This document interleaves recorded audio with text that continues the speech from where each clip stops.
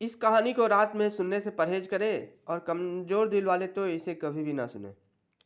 खेरीगंज का railway station किसी दूसरे रेलवे स्टेशन जैसा ही। वही उद्घोषका की जानी-पहचानी आवाज़, वही गंध जो हर रेलवे स्टेशन पर होती है। रात के 8 बज रहे हैं। स्टेशन के प्लेटफ़ॉर्म नंबर 13 पर 2 लड़के और 1 लड़की बड़ी ही तेज़ी में आते हैं। गाड़ी छूट जाने का डर उनके चेहरों पर साफ-साफ देखा जा सकता है। तीनों की उम्र यही कुछ 23-24 के आसपास ही होगी। कोई भी देखने से समझ सकता था कि वे ना आपस में ना भाई-बहन हैं और ना ही सगे-संबंधी। एक है त्रेहान सबसे हट्टा-कट्टा, दूसरा ऋषभ और तीसरी आलिया। प्लेटफॉर्म पर आकर तीनों चैन की सांस लेते हैं। उनकी गाड़ी प्लेटफॉर्म पर ही लगी हुई है, लेकिन एक ही प्लेटफॉर्म पर दो दो गाड़ियां। एक में लोग ठूस ठूस कर भरे हुए, चढ़ पाना भी कठिन था। दूसरी कुछ स्पेशल किस्म की लग रही थी, कम ही लोग थे उसमें। इन तीनों के पास आरक्षित टिकटें नहीं थी, इसलिए भटराह जाने वाली किसी भी ट्रेन से जाया जा सकता था। ये तीनों कम भीड़ वाले स्पेशल ट्रेन के पास जाते हैं और एक डिब्बे के गेट पर ही एक बूढ़ा खड़ा था। रेहान ने बूढ़े से पूछा, बाबा ये ट्रेन भटराह जाएगी क्या? बूढ़े ने कहा, हाँ बाबू एकदम जाएगी। ट्रेन का नाम ही है भटराह एक्सप्रेस। यहाँ से चलेगी तो सीधा कल सुबह 4:30 बजे भटराह जाकर ही रुकेगी। वैसे ही आरक्षित है, परंतु कोई भी चेक करने नहीं आता। कई सीटें खाली हैं, आराम से आ सकते हो। तीनों उसी डिब्बे में चढ़ जाते हैं। तीनों को यह देखकर बड़ा ही आश्चर्य होता है कि उनके प्रवेश करते ही गाड़ी तुरंत चल पड़ती है। बूढ़े ने हंसते हुए कहा, लगता है गाड़ी भी तुम्ही तीनों इंतजार कर रही थी। आलिया ने कहा, मैं तो जन्म से ही भाग्यशाली हूँ। बूढ़ा अपनी सीट पर सोने चला जाता है। ये तीनों खाली सीटें ढूंढने लगते हैं और किस्मत से उन्हें एक खाली सीट तुरंत ही मिल जाती है, जो कि बूढ़ी के सीट के आगे ही थी। तीनों आराम से अपना सामान रखकर बैठ जाते हैं और गपियाना शुरू कर देते हैं। उन्हें देखकर ऐसा नहीं लगता है कि उनका जल्दी सोने का कोई भी इरादा हो। तीनों लगभग एक आध घंटे तक हंसी मजाक करते रहते हैं। बूढ़ा भी उठकर बैठ जाता है और पॉकेट से खैनी की डिबिया निकालकर अपना खैनी बनाने में मगन हो जाता है। सही सही बूढ़े की आयु बताना थोड़ा कठिन है, लेकिन इतना तो जरूर ही कहा जा सकता है कि 55 से 65 के बीच ही होगा। बाल और दाढ़ी लगभग सफेद ही हो चुके थे, परंतु आंखें अब भी जवान थी। उनमें शरारत साफ नजर आता था। उसने तीनों से पूछा, क्यों जा रहे हो भटराहा? ऋषभ ने कहा, बाबा हमारा इंटरव्यू है। बूढ़ा बोला, अरे बाबू इतना बूढ़ा थोड़ी ही हुआ हूँ कि जो मुझे बाबा बुला रहे हो। चचा कहो चचा। तीनों हंसने लगते हैं और कहते हैं, अच्छा चचा, आपको चचा ही कहेंगे। आप ही की बदौलत तो हम इतने आराम से जा रहे हैं, वरना दूसरी ट्रेन में तो इतनी भीड़ थी कि भटराहा पहुंचने तक हमारा दम ही घुट जाता। इंटरव्यू क्या हम खाक दे पाते? बूढ़ा बोला, एक ट्रेन खाली हो तो दूसरी ट्रेन से मन भर कर क्यों जाना? वैसे तुम लोग इतनी देर से क्या बातें कर रहे थे? त्रेहान ने कहा, चचा कल हम तीनों ने pets of the Caribbean film देखी थी, उसी के बारे में थोड़ी बहुत चर्चा हो रही थी। बूढ़े ने पूछा, अंग्रेजी फिल्में देखते हो, समझ में आती हैं? ऋषभ ने कहा, हाँ चचा एकदम समझ में आती है। आपको समझ में नहीं आती क्या? बूढ़ा बोला, हाँ हाँ क्यों नहीं समझ में आएंगी भला, मैं तो बहुत पढ़ा लिखा हूँ, तुम लोग मुझे इतने पढ़े लिखे नजर नहीं आ रहे थे। बूढ़े की बात सुनकर तीनों हंसे बगैर नहीं रह पाते हैं। त्रेहान बोला, अच्छा तो चचा कौन कौन सी अंग्रेजी फिल्में देखी हैं? बूढ़े ने बताया, बहुत सारी देखी हैं, कितनों के नाम गिनाऊं, लेकिन मेरी फेवरेट है टाइटैनिक, द अमेरिकन ब्यूटी और बेसिक इंस्टिंक्ट। अब तो तीनों के हंसते थे, पेट में बल पड़ रहे थे। आलिया बोली, अंकल द अमेरिकन पाई भी देख लेते, वो क्यों छोड़ दी? बूढ़े ने तपाक से कहा, हाँ हाँ वो भी देखी है, काफी ज्ञानवर्धक चलचित्र है, खुली सोच विकसित करने का संदेश देती है। तीनों हंसते हंसते थक चुके थे। आज जैसी मजेदार यात्रा इन्होंने पहले कभी नहीं की थी। बूढ़ा बोला, वैसे तुम लोग जिस पैट्स ऑफ द कैरेबियन की बातें कर रहे थे वो किस चीज़ के बारे में है? ऋषभ ने कहा, हॉरर थी या कॉमेडी या हमें अब तक नहीं पता चल पाया है। जिंदा भूतों की कहानी है इसमें। बताइए ऐसा कहीं हो सकता है भला? जैसे फिल्म मज़ेदार थी। बूढ़ा बोला, जिंदा भूतों की कहानी? ऐसी ही कुछ कहानी भटरा एक्सप्रेस के साथ भी जुड़ी हुई है, क्या पता है तुम लोग को? त्रेहान ने कहा, नहीं हमें नहीं पता, क्या कहानी है? बूढ़े ने पूछा, आज की तारीख बताओ। ऋषभ ने बताया, 6 जून। बूढ़ा बोला, तुम लोगों के पास स्मार्टफोन तो होगा ही, जरा गूगल पर major train accidents in India search करो और पता करो आज से ठीक 35 साल पहले भटरा एक्सप्रेस के साथ क्या हुआ था।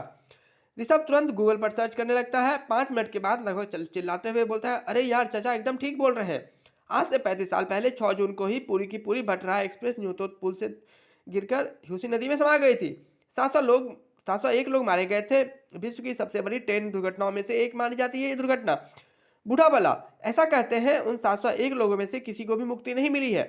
आलिया कहने लगी, अब मुझे भी कुछ कुछ याद आ रहा है, मेरे पापा भी मुझे कुछ ऐसी ही कहानियां सुनाया करते थे। बूढ़ा बोला, पिछले लगातार 35 सालों से हर जून को सापित भटराह एक्सप्रेस खेरीगंज से भटराह के लिए चलती तो जरूर है, परंतु कभी भटराह पहुंच नहीं पाती है। वह हर बार न्यूतो पुल से गिरकर ह्यूस्टन नदी में समा जाती है।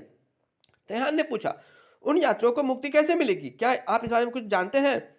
बूढ़ा बोला, ऐसा कहते हैं सबसे पहले मुक्ति उसको मिलेगी जो उन मारे गए 701 लोगों में सबसे पहले मारा था। यह भी तब होगा जब मरने वाला जिस नक्षत्र में पैदा हुआ था, अगर उसी जन्म नक्षत्र का कोई दूसरा जिंदा आदमी 6 जून को उस साबित भटराह एक्सप्रेस में समाज हो जाए।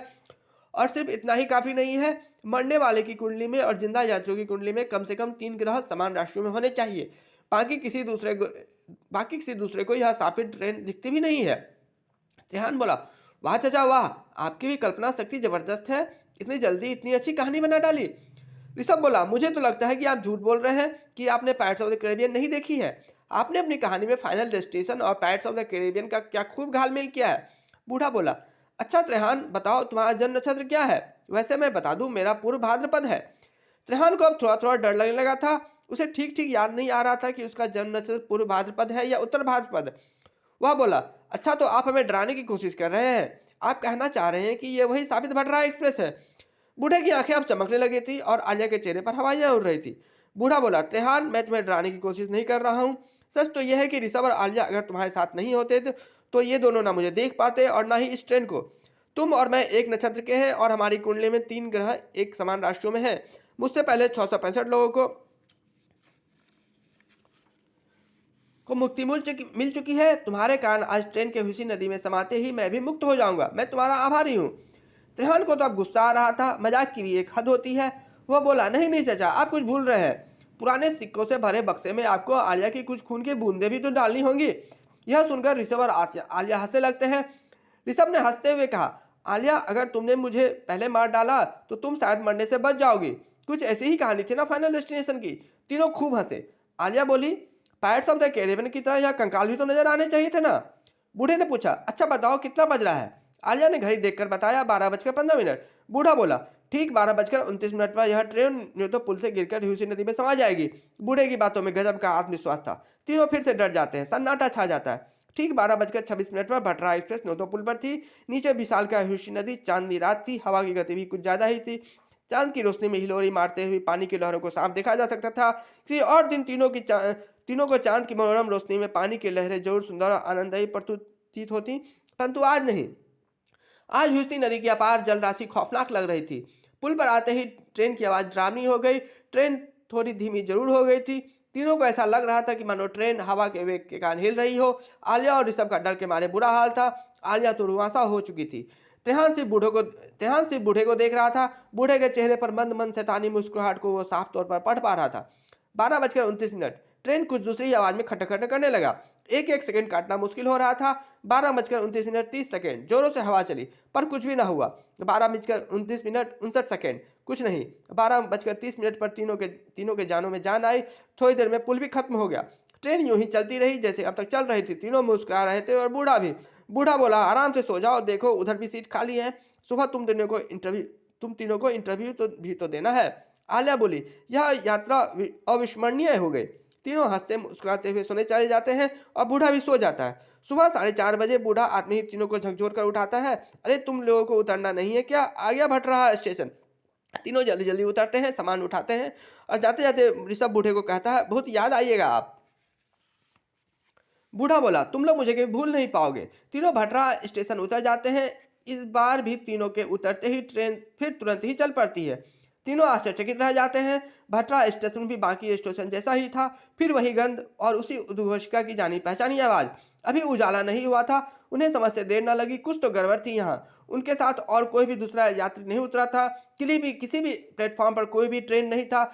एक भी आदमी नजर नहीं आ रहा था। बस उद्घोषिका की आवाज सुनाई पड़ रही थी। भटराह एक्सप्रेस अपने निर्धारित समय से 35 साल विलंब से चल रही है। आपको हुई असुविधा के लिए हमें खेद है। यह सुनकर तीनों के होश उड़ गए। उन्होंने स्टेशन का चप्पा चप्पा छान मारा, कोई भी ना मिला।